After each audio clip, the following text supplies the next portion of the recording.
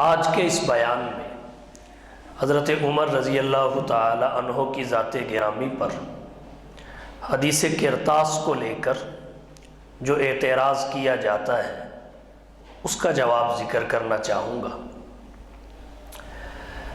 حضرت عمر رضی اللہ تعالی عنہ پر روافض کا، عبداللہ بن سبا کی ذریت کا ایک بڑا اعتراض یہ ہے کہ رسول اللہ صلی اللہ علیہ وسلم نے اپنی وفات سے 4 دن قبل جمعرات کے روز ظہر سے پہلے حکم دیا کہ میرے پاس کاغذ قلم لاؤ تاکہ میں تمہیں ایک ایسی تحریر اور وصیت لکھ دوں جس کے بعد تم کبھی گمراہ نہیں ہوگے۔ حضرت عمر رضی اللہ تعالی عنہ نے کاغذ قلم لانے سے منع کر دیا، اور جو تحریر حضور صلی اللہ علیہ وسلم لکھوانا چاہتے تھے وہ نہ لکھوائی جا سکی، اور وہ تحریر حضرت علی رضی اللہ تعالی عنہ کی خلافت سے متعلق تھی۔ اس طرح حضرت علی رضی اللہ تعالی عنہ خلافت بلا فصل سے محروم ہو گئے۔ حضرت عمر رضی اللہ تعالی عنہ نے حضور کے حکم کی خلاف ورزی اور نافرمانی کی۔ یہ حضرت عمر کی ذات گرامی پر اعتراض ہے روافض کی جانب سے۔ اس کا جواب ذکر کرنے سے پہلے حدیث قرطاس کا خلاصہ آپ کے سامنے رکھنا چاہوں گا۔ بخاری شریف جلد ثانی باب مرض النبی و وفاتہ میں حضرت عبداللہ بن عباس رضی اللہ تعالی عنہ سے مروی ہے، فرماتے ہیں یوم الخمیس وما یوم الخمیس، جمعرات کا دن، اور جمعرات کا دن کیسا ہے؟ اشتد برسول اللہ صلی اللہ علیہ وسلم وجعہ، جمعرات کے دن رسول اللہ صلی اللہ علیہ وسلم کا مرض شدت اختیار کر گیا، آپ کے مرض میں اضافہ ہو گیا۔ آپ صلی اللہ علیہ وسلم نے فرمایا ایتونی اکتب لکم کتابا لن تضلوا بعدہ ابدا، میرے پاس آؤ تاکہ تمہیں ایک تحریر اور ایک وصیت لکھوا دوں، اس کے بعد تم ہرگز گمراہ نہیں ہوگے۔ اس کے بعد والی روایت میں الفاظ ہیں حلم اکتب لکم کتابا لا تضلون بعدہ، میرے پاس آؤ میں تمہیں ایک وصیت اور خط لکھوا دوں، اس کے بعد تم گمراہ نہیں ہو سکو گے۔ یہ رسول اللہ صلی اللہ علیہ وسلم نے فرمایا۔ فتنازعوا، صحابہ کرام میں تنازع ہوا، رائے تقسیم ہو گئی، اختلاف رائے۔ بعض صحابہ کرام کی رائے یہ تھی کہ کاغذ قلم مہیا کر دیا جائے اور آپ صلی اللہ علیہ وسلم تحریر لکھوا دیں۔ بعض کی رائے یہ تھی۔ حضرت عمر رضی اللہ تعالی عنہ اور ان کے ساتھ کچھ صحابہ کرام کی رائے یہ تھی کہ حضور صلی اللہ علیہ وسلم کے مرض میں، تکلیف میں شدت آ چکی ہے، ہمارے پاس اللہ کا قرآن ہے اور اللہ کا قرآن ہمیں کافی ہے، اس لیے حضرت عمر رضی اللہ تعالی عنہ نے فرمایا حسبنا کتاب اللہ۔ دوسری روایت کے الفاظ یہ ہیں فقال بعضهم، بعض نے یہ بات کہی ان رسول اللہ صلی اللہ علیہ وسلم قد غلبہ الوجع وعندکم القرآن حسبنا کتاب اللہ، کہ تمہارے پاس اللہ کا قرآن ہے، آپ کا مرض شدت اختیار کر چکا، ہمیں اللہ کی کتاب کافی ہے، حضور صلی اللہ علیہ وسلم کو لکھنے لکھوانے کی تکلیف میں نہیں ڈالنا چاہیے۔ اب بخاری شریف کی روایت میں تو یہ صراحت نہیں کہ حسبنا کتاب اللہ کس نے کہا، مگر مسلم شریف کی روایت میں صراحت ہے کہ یہ حضرت عمر رضی اللہ تعالی عنہ نے کہا، اور ان کے ساتھ بھی صحابہ کرام کی ایک تعداد تھی جو ان کی رائے سے متفق تھی۔ جو صحابہ کرام حضرت عمر رضی اللہ تعالی عنہ کی رائے کے برعکس رائے رکھتے تھے اور چاہتے تھے کہ کاغذ قلم مہیا کر دیا جائے، آپ جو لکھوانا چاہتے ہیں لکھوا دیں، انہوں نے کہا احجرا استفہموا، احجرا استفہموا، کہ رسول اللہ صلی اللہ علیہ وسلم نے کوئی بے معنی بات کہی ہے، آپ کی بات کو سمجھو۔ احجرا استفہموا، اس جملہ کو لے کر بھی روافض نے حضرت عمر رضی اللہ تعالی عنہ اور ان کی رائے سے اتفاق کرنے والے صحابہ کرام پر بڑی طعن و تشنیع کی، جبکہ اس جملے میں ایسی کوئی بات نہیں۔ حقیقت تک پہنچنے کے لیے اس جملے کی وضاحت میں جانا بھی ضروری ہے۔ حدیث کے شارحین نے اس جملے کے دو مطلب لکھے ہیں۔ ایک مطلب شاہ عبدالعزیز صاحب محدث دہلوی رحمۃ اللہ علیہ نے تحفہ اثنا عشریہ میں ذکر کیا، فرماتے ہیں احجرا، اس میں حمزہ استفہام کا ہے اور حجرا ماضی کا صیغہ ہے جو حجر سے بنا ہے۔ حجر کسے کہتے ہیں؟ حجر اس بے ربط اور بے جوڑ کلام کو کہتے ہیں جسے مریض مرض کی شدت کے عالم میں بغیر سوچے سمجھے کہہ دیتا ہے۔ تو حضرت عمر رضی اللہ تعالی عنہ کی رائے کے برعکس جن صحابہ کرام کی رائے تھی جو یہ چاہتے تھے کہ لکھوا لیا جائے، یہ جملہ انہوں نے کہا احجرا استفہموہ، کہ آپ نے کوئی بے معنی بات کہہ دی، آپ کی بات سمجھو اور لکھوا لو، مطلب یہ ہے۔ اور دوسرا مطلب اس جملے کا یہ ہے احجرا استفہموہ، حجر یہ بنا ہے، حجرا یہ بنا ہے حاجر سے۔ حجر کہتے ہیں جدائی اور فراق کو۔ کیا رسول اللہ صلی اللہ علیہ وسلم ہم سے جدا ہو رہے ہیں؟ پہلی صورت میں حمزہ استفہام انکاری کا ہے، معنی یہ ہے کہ آپ نے کوئی بے معنی بات کہہ دی ہے، ایسا ہرگز نہیں ہے۔ جب ایسا ہرگز نہیں تو پھر لکھوا کیوں نہیں لیتے؟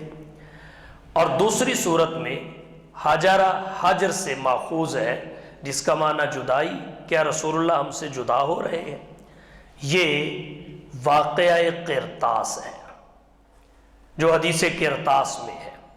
اس کو لے کر حضرت عمر رضی اللہ تعالی عنہ پر بڑی طعن و تشنیع کی گئی کہ انہوں نے کاغذ قلم لا کر نہیں دیا، رسول اللہ کے حکم کی مخالفت کی، نافرمانی کی، خلاف ورزی کی، اور حضرت علی رضی اللہ تعالی عنہ کے بارے میں آپ جو خلافت کی وصیت لکھنا چاہتے تھے وہ نہ لکھ سکے، اور نہ جانے کیا کیا کہا گیا۔ اس حدیث قرطاس کو لے کر اس کی مختصر وضاحت اور خلاصہ کے بعد ہم اعتراض کے جواب کا سلسلہ شروع کرتے ہیں۔ کیا اس حدیث کو لے کر حضرت عمر رضی اللہ تعالی عنہ پر اعتراض بنتا ہے؟ ہمارا دعویٰ یہ ہے ہرگز نہیں بنتا۔ کیوں؟ وجہ یہ ہے حدیث قرطاس جس کتاب میں بھی ہو کوئی بھی پڑھ لے اس نتیجے تک پہنچ جاتا ہے کہ حدیث قرطاس میں کاغذ قلم لانے کا حکم متعین طور پر حضرت عمر کو نہیں تھا، اور وہاں اکیلے حضرت عمر بھی نہیں تھے، دیگر صحابہ بھی تھے۔ یہی وجہ ہے جمع کے صیغے ہیں ایتونی، حلمو، اکتب لکم، ایک روایت میں ہے لن تزلوا بعدہ ابدا، دوسری میں ہے لا تزلون بعدہ، سب جمع کے صیغے ہیں، جمع مذکر مخاطب کے۔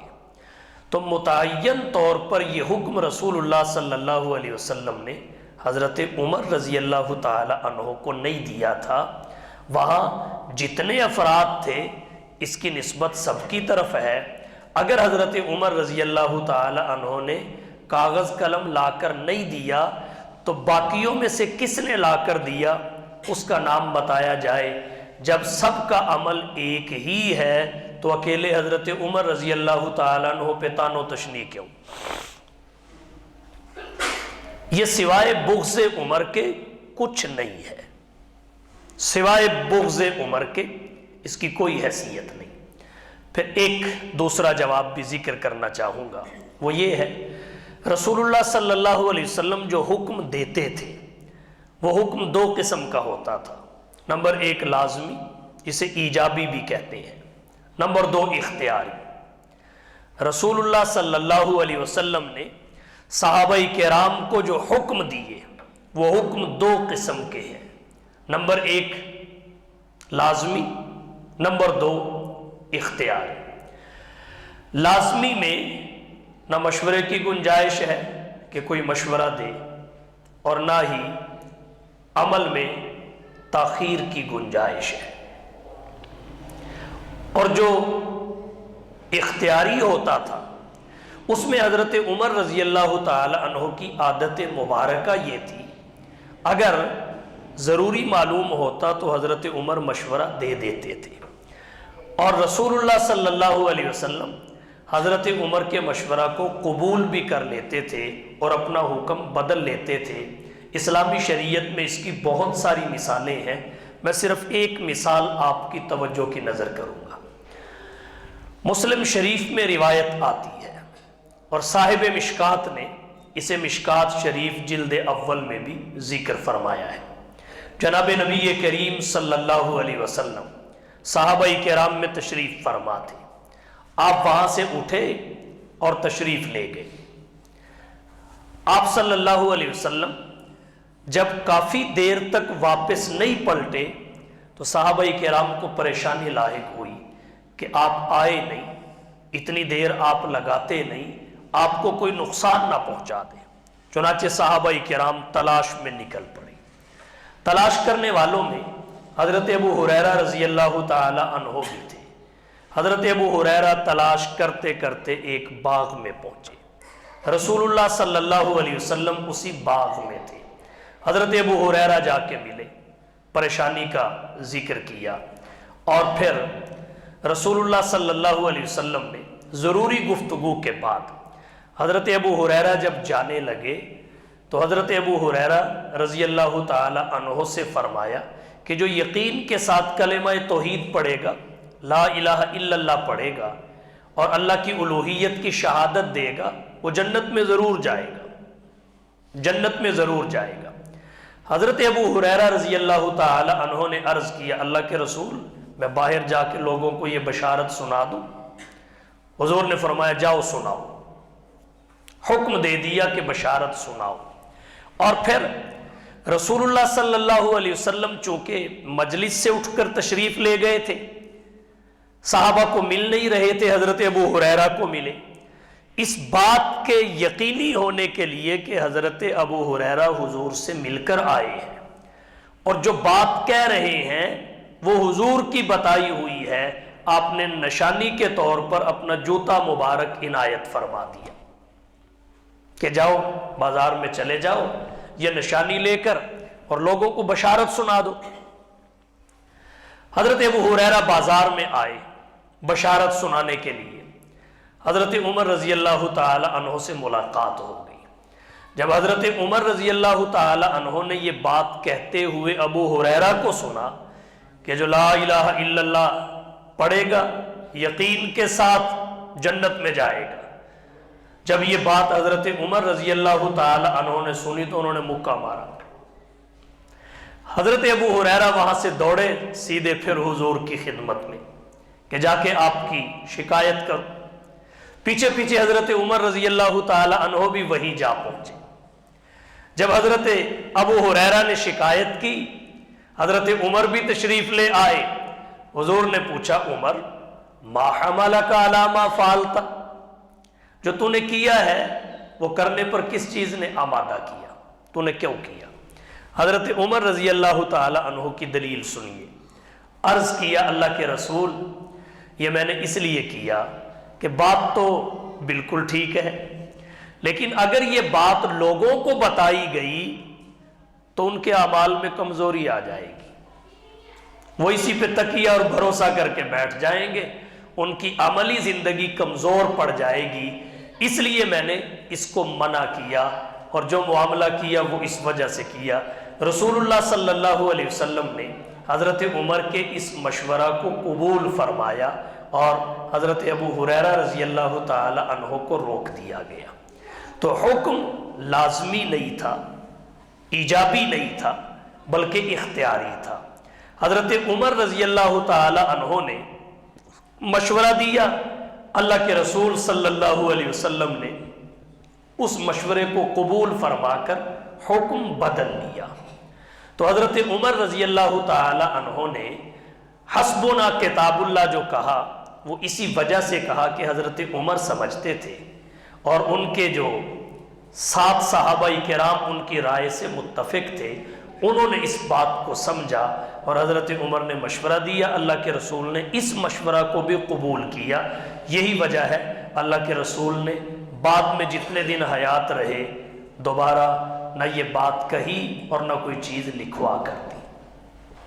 اور حضرت عمر رضی اللہ تعالی عنہ تو وہ شخصیت ہے کہ وہ قرآن کے اترنے سے پہلے وہی بول دیا کرتے تھے جو اترا کرتا تھا۔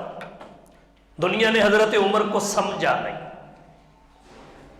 حضرت عمر رضی اللہ تعالیٰ عنہ کے بغض میں مبتلا ہو گئے اور یہودیت کا حق نمک ادا کرنے لگے، اور جسے اسلام کی عزت و شوکت کے طور پر مانگا گیا تھا اس کی بے اکرامی پہ اتر آئے۔ تو عرض میں نے یہ کیا دوسرے جواب کے طور پر کہ حضور کا یہ حکم اختیاری تھا، اور اختیاری حکم میں حضرت عمر کی عادت مبارکہ تھی، وہ مشورہ دے دیتے تھے اور رسول ان کے مشورے کو قبول کر کے حکم بھی بدل دیتے تھے۔ اس کی متعدد مثالوں میں سے ایک مثال مسلم شریف سے میں نے آپ کی توجہ کی نظر کی۔ اگلی بات سمجھیے، اب اگر کسی کے ذہن میں یہ سوال پیدا ہو، کسی کے ذہن میں یہ سوال پیدا ہو، جب حکم وجوبی نہیں تھا، اختیاری تھا، تو پھر دیا کیوں؟ آپ نے یہ حکم دیا کیوں؟ جب لکھنا نہیں تھا تو پھر کاغذ قلم منگوایا کیوں؟ لکھنا نہیں تھا تو منگوایا کیوں؟ اس کا جواب سمجھیے۔ محقق علماء فرماتے ہیں رسول اللہ دنیا سے رخصت ہو رہے تھے، چند دن پہلے کی بات ہے، 4 دن پہلے کی۔ آپ جانے سے پہلے اپنے صحابہ کا امتحان لینا چاہتے تھے، یہ اختبار اور امتحان کے طور پہ کیا۔ امتحان کس چیز کا؟ کہ 23 سال میں نے ان کو تعلیم و تربیت دی ہے، نفوس کا تزکیہ کیا ہے، ان کے دل و دماغ پر، قلوب و اذہان پر محنت کی ہے۔ اب میں اس کا ثمر تو دیکھوں، کیا انہیں اس بات کا یقین کامل ہے کہ قرآن ہمارے لیے مشعل راہ ہے، یا یہ اب بھی تردد اور شک میں ہے؟ تو آپ صلی اللہ علیہ وسلم نے فرمایا ایتونی اکتب لکم کتابا لن تضلوا بعدہ ابدا۔ حضرت عمر رضی اللہ تعالی عنہ محدث امت ہے، مسلم کی روایت ہے حضرت عائشہ سے، قد کان یکون قبلکم فی الامم محدثون فإن یکن فی امتی منہم احد فإن عمر بن الخطاب منہم، کہ پہلی امتوں میں محدث ہوا کرتے تھے، اگر میری امت میں کوئی محدث ہے تو عمر بن خطاب ہے، یہ محدثین میں سے ہے۔ امام مسلم فرماتے ہیں قال ابن وہب تفسیر محدثون ملہمون، ابن وہب کہتے ہیں محدث کی تفسیر ملہم ہے، سچا صاحب الہام جس پہ اللہ حقیقت کھول دے، اس کے اور حقیقت کے درمیان جتنے پردے ہیں اللہ ان سب کو ہٹا دے۔ یہی وجہ ہے قرآن ازلی ابدی ہے۔ قرآن حضرت عمر کی رائے پہ نہیں اترتا تھا، رائے تو بعد میں آتی تھی، قرآن ازل سے ہے۔ حضرت عمر کی شان محدثیت یہ تھی کہ وہ اترنے سے پہلے جس نے اترنا تھا اسے جان جاتے تھے، اس کا الہام اللہ اسے فرما دیتے تھے، تو وہی اترتا تھا جو اترنے سے پہلے عمر کی زبان سے نکلتا تھا۔ محدث بھی تھے، مجتہد بھی تھے۔ تو حضرت عمر رضی اللہ تعالی عنہ نے بھانپ لیا کہ یہ امتحان ہے کہ قرآن اتر چکا ہے، تکمیل دین کا اعلان ہو چکا ہے، الیوم اکملت لکم دینکم واتممت علیکم نعمتی ورضیت لکم الاسلام دینا۔ قرآن کے بارے میں تبیانا لکل شیء کہہ دیا گیا ہے، ما فرطنا فی الکتاب من شیء کہہ دیا گیا ہے۔ اب رسول اللہ جو کہہ رہے ہیں آؤ تم ایک تحریر لکھ دوں، تم کبھی گمراہ نہیں ہوگے، اس سب کچھ کے بعد آپ کا یہ فرمانا ہمیں جانچنے کے لیے ہے کہ اس پہ یقین کرتے ہیں یا تردد میں پڑھ کے اس کی طرف دھیان دیتے ہیں۔ تو حضرت عمر رضی اللہ تعالی عنہ نے یہ بات سمجھی اور انہوں نے کہا حسبنا کتاب اللہ، اللہ کے رسول ہمیں اللہ کی کتاب ہی کافی ہے، ہمیں اللہ کی کتاب کافی ہے۔ رسول اللہ صلی اللہ علیہ وسلم حضرت عمر کے اس جواب سے مطمئن ہو گئے اور آپ نے تحریر کے ارادے کو ترک کر دیا اور دوبارہ آپ نے یہ بات نہیں کی۔ 4 دن تک حیات رہے، لکھوا کر بھی نہیں دیا۔ تو حضرت عمر رضی اللہ تعالی عنہ کے بارے میں امام نووی رحمہ اللہ جو مسلم شریف کے شارح ہیں وہ فرماتے ہیں حضرت عمر نے حضور کی حالت پر ترس کھا کر اور اجتہاد سے یہ بات کہی۔ یہ حضرت عمر کی فقاہت دین، بصیرت اور دقت نظر کی دلیل ہے، ان کی دقت نظر کی دلیل ہے۔ تو اس وجہ سے حضرت عمر پہ تنقید نہیں ہونی چاہیے، حضرت عمر رضی اللہ تعالی عنہ کی تعریف ہونی چاہیے۔ رسول اللہ امتحان لینا چاہتے تھے، لکھوانا نہیں چاہتے تھے، اور دلیل اس کی یہ ہے اگر لکھوانا چاہتے تو یہ بات کس دن کی ہے؟ وفات سے 4 دن پہلے، جمعرات کے دن کی، ظہر سے پہلے کی۔ اور جب حسبنا کتاب اللہ کہہ دیا گیا، حسبنا کتاب اللہ، پھر رسول اللہ صلی اللہ علیہ وسلم نے ظہر کی نماز پڑھائی، ظہر کے بعد خطبہ دیا، وصیتیں کی، 4 دن تک حیات رہے۔ آپ صلی اللہ علیہ وسلم کا دوبارہ اس خواہش کا اظہار نہ کرنا اور اسے عملی جامہ نہ پہنانا، یہ اس بات کی دلیل ہے کہ یہ امتحان ہی تھا، آپ حقیقتاً لکھوانا نہیں چاہتے تھے، وگرنہ آپ لکھوانا چاہتے تو لکھوا دیتے، لکھوانا چاہتے تو لکھوا دیتے۔ اب ایک بات یہاں اور عرض کرتا ہوں، توجہ کیجیے۔ اس بحث میں لوگ چلے گئے کہ حضور صلی اللہ علیہ وسلم نے یہ بات تو کی، ایتونی اکتب لکم کتابا لن تضلوا بعدہ ابدا، اگر کاغذ قلم لا دیا جاتا رسول اللہ کیا لکھواتے؟ اگر لا کے دے دیا جاتا رسول اللہ کیا لکھواتے؟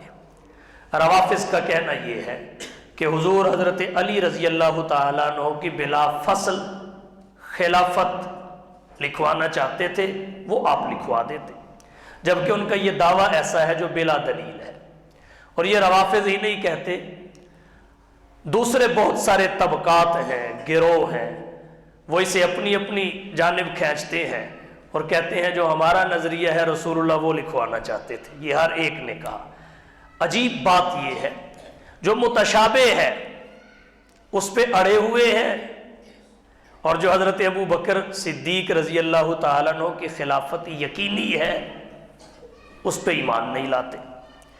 امام بہقی رحمۃ اللہ علیہ نے دلائل النبوت میں اور سفیان بن عیینہ رحمہ اللہ نے یہ بات ذکر کی ہے کہ اگر لا دیا جاتا تو رسول اللہ صلی اللہ علیہ وسلم حضرت ابو بکر کی خلافت لکھواتے، ان کی خلافت کی وصیت لکھواتے، اور اس کی تائید مسلم شریف کی ایک روایت سے ہوتی ہے، حضرت عائشہ رضی اللہ تعالی عنہ سے ہے۔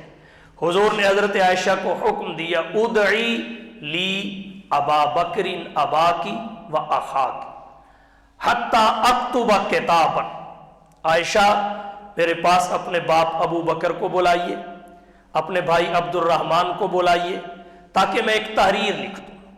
کیوں؟ اللہ کے نبی نے وجہ بھی بتائی، انی اخاف ان یتمنی متمنی ویقول قائل انا اولا، مجھے اس بات کا ڈر ہے کہ کوئی تمنا کرنے والا میرے بعد تمنا نہ کرے، مجھے ڈر ہے، اور کوئی یہ نہ کہے میں زیادہ حقدار ہوں، خلافت کا میں زیادہ حقدار ہوں، اس لیے ادعی لی ابا بکر ابا کی و اخا کی، میرے پاس اپنے باپ اور اپنے بھائی کو بلائیے تاکہ میں انہیں تحریر لکھ دوں، وصیت نامہ لکھ دوں۔ پھر اللہ کے رسول صلی اللہ علیہ وسلم نے فرمایا یأبی اللہ والمؤمنون الا ابا بکر، چلو رہنے دو۔ حضرت ابو بکر کا حضور کے بعد خلیفہ بننا اتنا یقینی تھا، آپ نے پھر لکھنے کے بجائے فرمایا رہنے دو، ابو بکر کے علاوہ کسی پر نہ اللہ راضی ہوں گے نہ اہل ایمان قبول کریں گے۔ یأبی اللہ والمؤمنون الا ابا بکر، اس لیے رسول اللہ صلی اللہ علیہ وسلم نے حضرت ابو بکر کی خلافت کے بارے میں نہیں لکھا، باقی آپ صلی اللہ علیہ وسلم نے نشانیاں پوری بتا دی، وضاحت کر دی۔ اور اہل سنت والجماعت کے نزدیک خلیفہ کا تقرر اہل ایمان کے مشورے سے ہوتا ہے، شورا کرتی ہے، خلیفہ منصوص من اللہ نہیں ہوتا۔ یہی وجہ ہے اللہ اور اس کے رسول کی طرف سے نشانیاں بتائی گئی، لیکن صحابہ کرام کے ذریعے یہ کام تکمیل تک پہنچایا گیا تاکہ اصول کے مطابق ہر کام اپنے انجام کو پہنچے۔ رہی یہ بات جی حضرت علی کی خلافت لکھوانا چاہتے تھے، ایک بات میں عرض کروں گا، سمجھنے والوں کے لیے کافی ہے۔ یہ واقعہ کرتاس وفات سے 4 دن پہلے بروز جمعرات ظہر کی نماز سے پہلے کا ہے۔ آپ کی صحت میں افاقہ بھی ہوا، اس کے بعد جمعرات کو ظہر کی نماز بھی پڑھائی، آپ نے خطبہ بھی دیا، اور پھر جمعرات کے دن ہی آپ صلی اللہ علیہ وسلم نے عشاء کی نماز حضرت ابو بکر سے پڑھوائی۔ ترمذی کی روایت ہے، آپ نے حکم دیا مروا ابا بکر فلیصلی بالناس، مروا ابا بکر فلیصلی بالناس۔ اگر تحریر اور وصیت حضرت علی کی خلافت کی تھی جمعرات کے دن ظہر سے پہلے، تو جمعرات کے دن ہی عشاء کا امام حضرت ابو بکر کو کیوں بنایا؟ اور مرض الوفات میں مصلی امامت حضرت ابو بکر کے سپرد کیوں کیا؟ جمعرات کی عشاء سے لے کر سوموار کی فجر تک 17 نمازیں بنتی ہیں جو حضور کے حیات ہوتے ہوئے مصلی رسول پر حضرت ابو بکر صدیق رضی اللہ تعالی عنہ نے پڑھائی، اور حضرت علی سمیت سب صحابہ نے حضرت ابو بکر کے پیچھے پڑھی، نہ کسی نے مطالبہ کیا، نہ رسول اللہ صلی اللہ علیہ وسلم نے کسی اور کا ذکر کیا۔ تو اب بھی اگر کوئی یہ کہے جی حضرت علی کی خلافت لکھنا چاہتے تھے، لکھوانا چاہتے تھے، تو اس سے بڑا نادان کون ہو سکتا ہے کہ جمعرات کے دن ظہر سے پہلے واقعہ کرتاس پیش آئے اور اسی جمعرات کو عشاء کی نماز کی امامت حضور ابو بکر کو دے دیں، اور وفات تک حضرت ابو بکر مصلی رسول پہ نمازیں پڑھاتے رہیں، اور لوگ اب بھی یہ کہیں جی حضرت علی کی خلافت لکھوانا چاہتے تھے، تو یہ بات کس طرح ان کی علم اور دانش قبول کرتے ہیں، یہ ہماری سمجھ سے باہر ہے۔ اور پھر یہاں ایک بات اور عرض کرتا ہوں، بخاری شریف کی یہ دونوں روایات جو بخاری جلد ثانی باب مرض النبی و وفاتہ میں حضرت عبداللہ بن عباس رضی اللہ تعالی عنہ سے آتی ہیں، الفاظ روایت کے یہ ہیں، روایت میں الفاظ یہ ہیں، جن صحابہ کرام کی رائے یہ تھی لکھوا لینا چاہیے، حضرت عمر اور ان کی رائے سے اتفاق کرنے والوں کے برعکس رائے یہ تھی لکھوا لینا چاہیے۔ وہ حضور کی خدمت میں گئے اور انہوں نے جا کر یہ عرض کیا اللہ کے رسول ہم لے آئے کاغذ قلم تاکہ آپ جو تحریر اور وصیت لکھنے کا فرما رہے تھے وہ لکھوا دیں۔ تو حضور کا جواب کیا ہے؟ امام بخاری رحمۃ اللہ علیہ فرماتے ہیں، آپ نے فرمایا دعونی، مجھے چھوڑ دو، دعونی، مجھے چھوڑ دو، فالذی انا فیہ خیر مما تدعوننی الی، میں اس حال میں بہتر ہوں اس حال سے جس کی طرف تم مجھے بلا رہے ہو، مجھے چھوڑ دو۔ لکھنے کی بات جب بعض صحابہ نے کی تو آپ نے فرمایا چھوڑ دو، میں اس حال میں بہتر ہوں اس سے جس کی طرف اب تم مجھے متوجہ کر رہے ہو۔ اس جملے کے بھی دو مطلب ہیں۔ ایک مطلب تو حدیث کے شارحین نے یہ لکھا، حضور صلی اللہ علیہ وسلم ذات الہی کے جمال اور جلال کے مشاہدہ میں مشغول تھے، رب کے جلال و جمال کے مشاہدہ میں مشغول تھے۔ تو جب صحابہ کرام نے، کچھ صحابہ نے عرض کیا ہم لا دے تاکہ آپ لکھ دیں، آپ نے فرمایا چھوڑ دو، میں اس حالت میں بہتر ہوں اس سے جس کی طرف تم بلا رہے ہو۔ اور عمدۃ القاری میں اس کا دوسرا مطلب یہ ذکر کیا گیا، حضور صلی اللہ علیہ وسلم نے فرمایا مجھے چھوڑ دو، یہ جو میں نے تحریر کا ارادہ ترک کیا ہے یہ حالت اس حالت سے بہتر ہے جو تحریر کرنے والی ہے اور تم مجھے اس کی طرف بلا رہے ہو۔ اس لیے حضور صلی اللہ علیہ وسلم نے ترک تحریر کو تحریر لکھنے سے بہتر حالت قرار دیا۔ تو اس سے بھی یہ بات واضح ہو جاتی ہے کہ آپ صلی اللہ علیہ وسلم کا یہ حکم ایک تو لازمی نہیں تھا، اختیاری تھا۔ نمبر دو، اختیاری تھا، آپ لکھوانا نہیں چاہتے تھے، فقط صحابہ کا امتحان لینا چاہتے تھے کہ قرآن کے اتر جانے کے بعد، دین کی تکمیل کا اعلان ہو جانے کے بعد انہیں یہ یقین ہوا ہے کہ نہیں ہوا کہ ہمارا قرآن ہمارے لیے مشعل راہ ہے، یا یہ اب بھی کسی تردد اور شک میں ہے۔ تو جب آپ نے کہا نا کہ ایک تحریر لکھ دو تم کبھی گمراہ نہیں ہوگے، تو حضرت عمر دقت نظر فوراً اس طرف گئی کہ قرآن جب آ گیا، تکمیل دین کا اعلان ہو گیا، اور حضور نے اپنے قول اور فعل سے، تقریر سے قرآن کا بیان کر دیا، تو اب کیا ہمارے لیے قرآن کافی نہیں ہے؟ یہ بات انہوں نے اپنے اجتہاد سے کہہ دی، اور اللہ کے رسول جو امتحان چاہتے تھے اس میں 100% کامیاب ہو گئے۔ اب ایک جواب تتمے کے طور پہ اور ذکر کروں گا، وہ بھی سمجھ لیجئے۔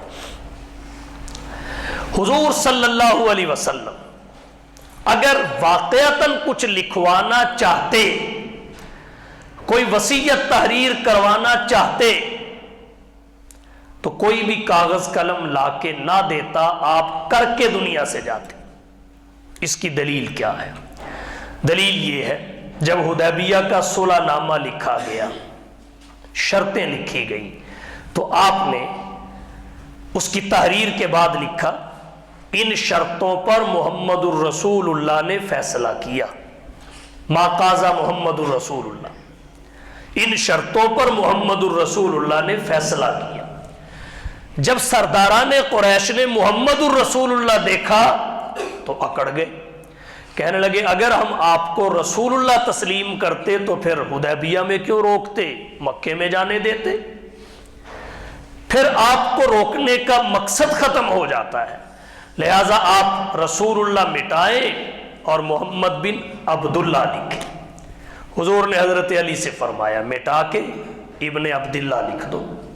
حضرت علی رضی اللہ تعالیٰ عنہ نے عرض کیا حضور میری محبت گوارا نہیں کرتی، میری محبت گوارا نہیں کرتی، یہ ان کے لیے بھی پیغام ہے جو کیک پہ حضور کا نام لکھتے ہیں اور یہود و نصارہ کے طرز پہ چھریاں پکڑ کے اسے کاٹ کے جشن مناتے ہیں۔ حضرت علی نے رسول اللہ کاٹنے سے منع کر دیا اور آج محمد کاٹا جاتا ہے، چھریاں چلائی جاتی ہیں، اور یہ اہل اسلام کا طرز نہیں ہے، یہ نصارہ کا طرز مسرت ہے، مسلمانوں کا نہیں ہے۔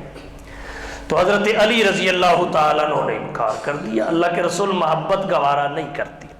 اب رسول چونکہ چاہتے تھے، کہا میں محمد الرسول اللہ بھی ہوں، محمد بن عبداللہ بھی ہوں، علی مجھے بتائیے کہاں لکھا ہو؟ بتایا، حضور نے خود مٹایا اور ابن عبداللہ لکھ دیا، چونکہ یہ کام آپ نے کرنا تھا، اس لیے حضرت علی نے نہیں کیا، حضور نے خود کر دیا۔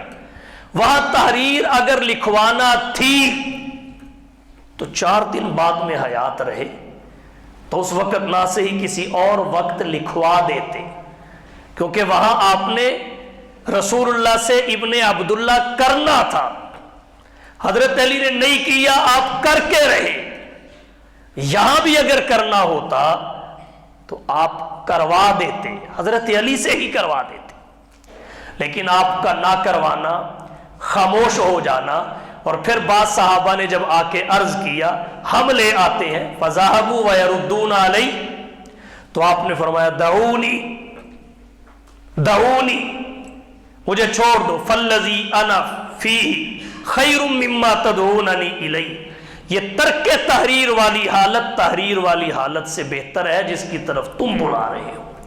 اور ایک بات یہاں اور عرض کرتا ہوں، جو حضرت عمر کے بغض میں مبتلا ہو کر کاغذ قلم دوات کو لے کر واقعہ کرتاس یا حدیث کرتاس کو لے کر حضرت عمر رضی اللہ تعالی عنہ کو طعن و تشنیع کا نشانہ بناتے ہیں، میں کہنا چاہوں گا حدیبیہ کے موقع پر متعین طور پر حضور نے حضرت علی سے فرمایا تھا کہ مٹا دو،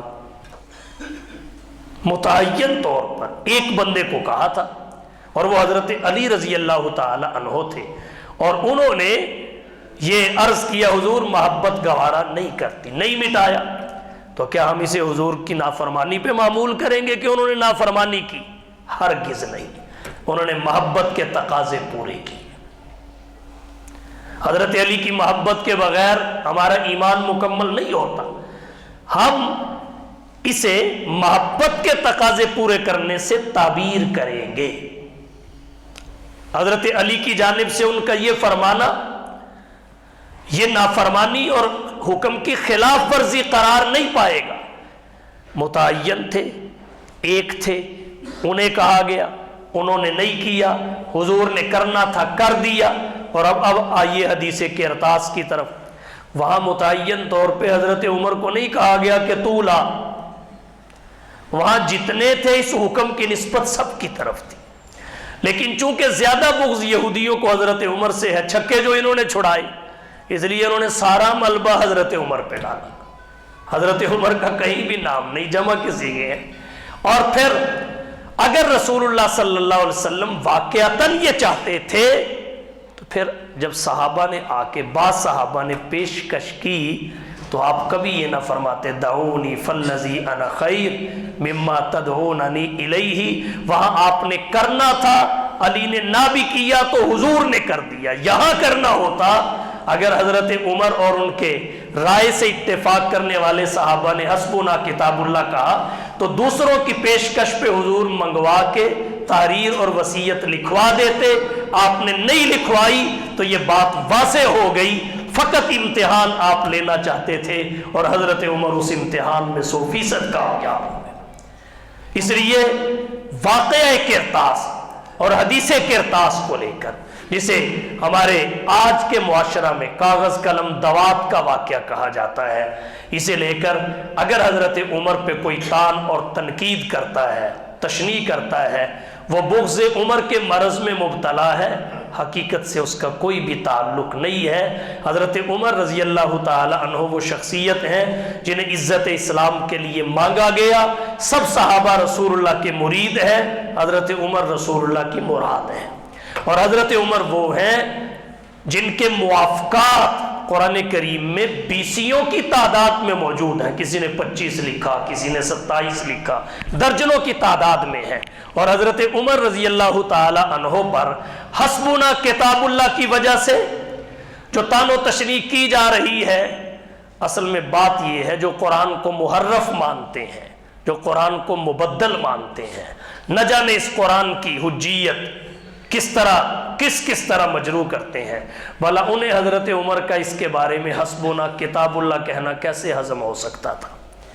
جو قرآن کو تعریف شدہ مانتے ہیں، تعریف قرآن کا عقیدہ رکھتے ہیں، انہیں حضرت عمر کا حسبنا کتاب اللہ کہنا ہضم نہیں ہوا، تو یہ مرض ہے جس کی وجہ سے حضرت عمر رضی اللہ تعالی عنہ پہ طعن و تشنیع کا بازار گرم ہوا۔